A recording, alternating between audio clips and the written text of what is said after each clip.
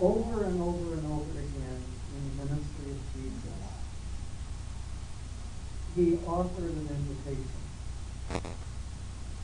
And his invitation was very simple. Sometimes we lose the simplicity of Jesus in the complexity of Christianity. But his invitation was very simple. And it goes in two directions. The first is, come, follow me. Very simple. Come, follow me. And that was unusual for a rabbi at this time, because he invited people specifically to come and follow him, when it was the tradition of the rabbis that if you wanted to apprentice under a rabbi, you would go and apply and ask the rabbi if you could follow him and learn from him. But Jesus invited people to come.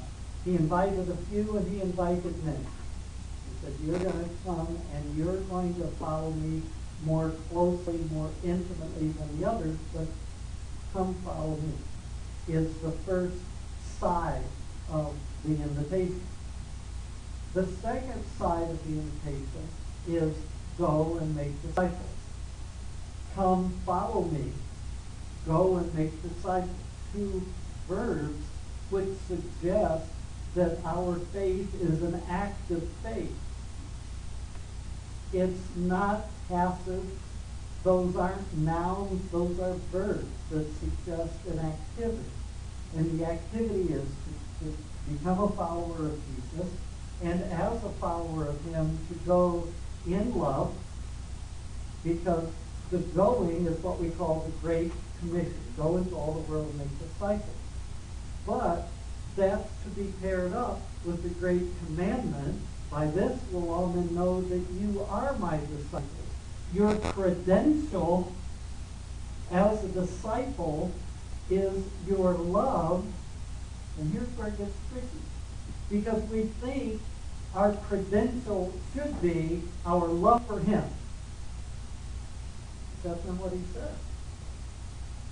He says the credential for my disciples is the love that you have for one another. And that's an amazing thing for me. In business, you can pay consultants thousands of dollars who will come back and tell you the main thing is to keep the main thing the main thing. That's your business. And how's business? And I believe Jesus has said over and over again that the main thing is that you love each other. And then you invite other people, as I invited you to come follow me, you invite other people to become his followers as well. So you have been invited, and I have been invited, and then Jesus wants us to extend the invitation outward to others to come.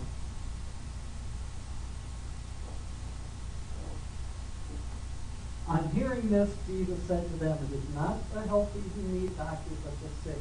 I have come not to call the righteous, but sinners. So he's saying, I have come to invite broken, wounded, sinful people.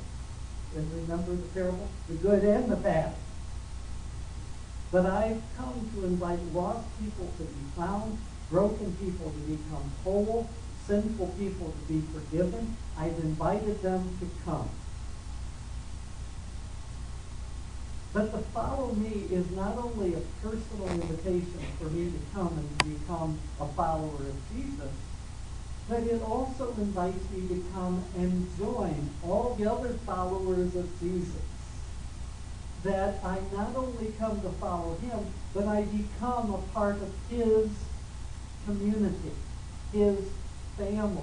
So I am connected by faith not only to Jesus, but all other, this cloud of witnesses, as the writer of Hebrews calls it, all these other believers throughout history and of all cultures.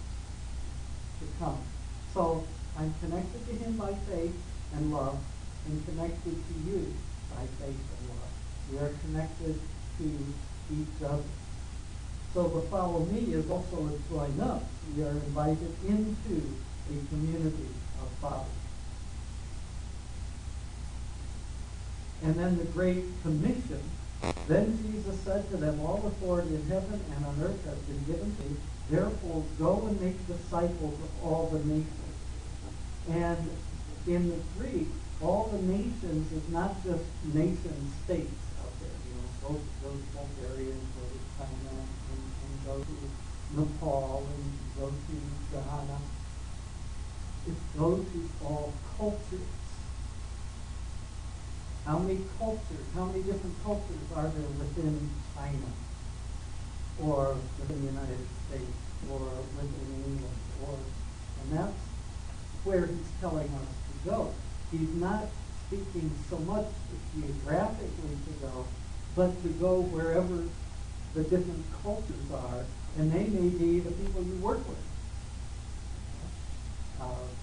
When I was growing up, America was referred to as a melting pot. People from all over the world would come to America and then become Americanized. They learn the language, they learn the culture of America. Peter Wagner said now it's more a stew pot that they come and they bring their culture with them, and they come here that they maintain their language and they maintain their culture. I'm not saying good or bad, I'm just saying that's the way it is. So you can find thousands of Muslims in Detroit. To get a sense of how go. You've received the invitation to come, but now you extend the invitation outward to invite other people to come and join us as we go with him. So the Great Commission is the going. The Great Command qualifies and defines that invitation that we are not just to go, but we are to go in love. That God's motivation for the world, his love for the world, is to be our motivation for extending his kingdom as well.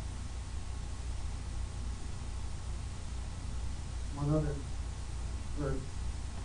Whoever serves me must follow me. And I want to say this carefully, but I do want to say this. And that is,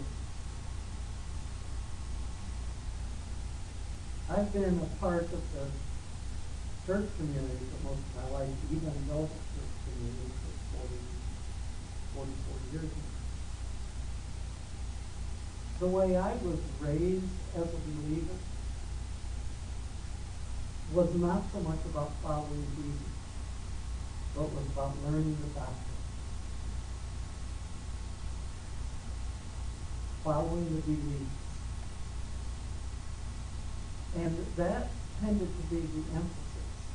Believe this, believe right, don't believe wrong. And to have a set of beliefs, and I'm for orthodox beliefs, but sometimes that obscures the message that Jesus wants us to follow him. For years, I've been reading books by an author named Leonard Sweet.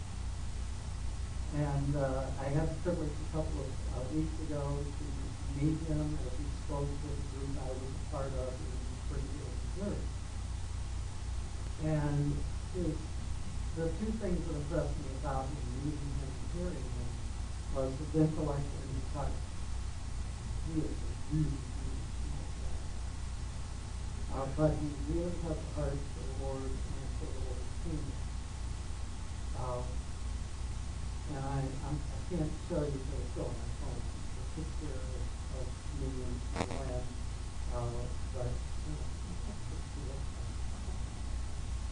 but there is a video clip that's about 4.5 minutes, and I'd like you to watch this, and then